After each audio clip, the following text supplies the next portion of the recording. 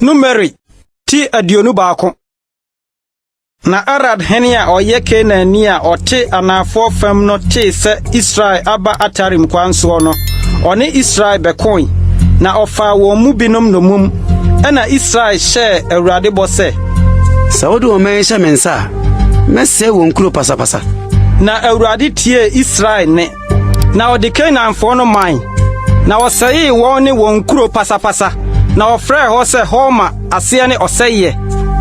Na watu free ho bepo ho fa epokoko kwanso se woretwa Edom asase ho kontonkron akọ. Na oman no ahomete wo ho pi okwan no so. Na oman no kasa tia Onyankopon ne Moses se adenti na muyi yem free Misrim se yemebu esre so. Na aduane biara ni ho. Na nsuo biara nso ni ho. Na aduane hunu yi afono yen. Ena Awurade soma awowo a wohyehye ba oman no mbekeka oman no na Israel mu nipa pi wuwui.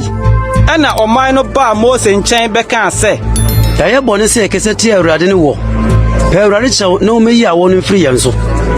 Na Moses pa kyɛw ma oman no.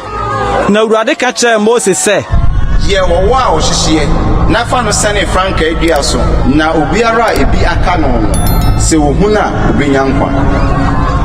Na Mose ye kobre owo no. Na ode no sene franka adua no so. Na se owoka obi na ohwe kobre owo no a na wanya nkwa. Na Israel fo no tu ko kire nsraban wo Obot. Na watu free Obot ko kire nsraban iye Habarim. Esra ewo Moab anim. Owia pue bia no so. Eho na wo free tu ko kire nsraban wo Saret subonhwa mu. Eho na wo free tu ko kire nsraban wo Anon a esene sre so a efri Amori hia so no agya. Efri se Anon ne Moab hia eda Moab ne Amori ntam. Enti woka no Awurade akodie nwoma no mu se wana hutuo so kofa wahib ne Anon nsubonhwa no ne die nsubonhwa no sena eda ne ko atenabea na atwere Moab hia ho no. Eho na wo free ko bia eno ne asubura Awurade ka ho asem kyerɛ Moses se Boa omano ano na mema wo nsuo ano. Ebre no mu na Israel to dwom yi se asubura tue monye ne so asubura atitire tui na omamu mapoma funufuniye odi ahempoma ni wo mpoma.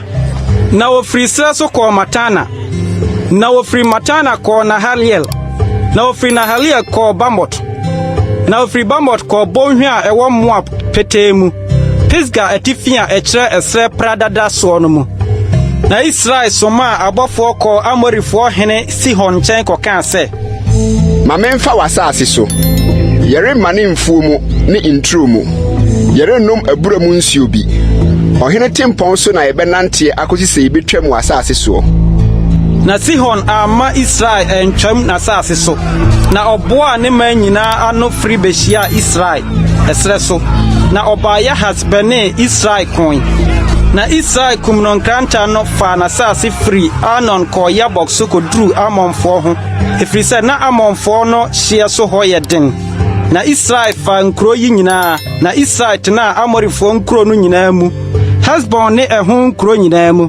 Hesbon ne Amorifo hene Sihon kuro ɔno na ɔne kane Moab hene koye. Na ɔgye ne nsam na asase nyinaa kosi Anon ano.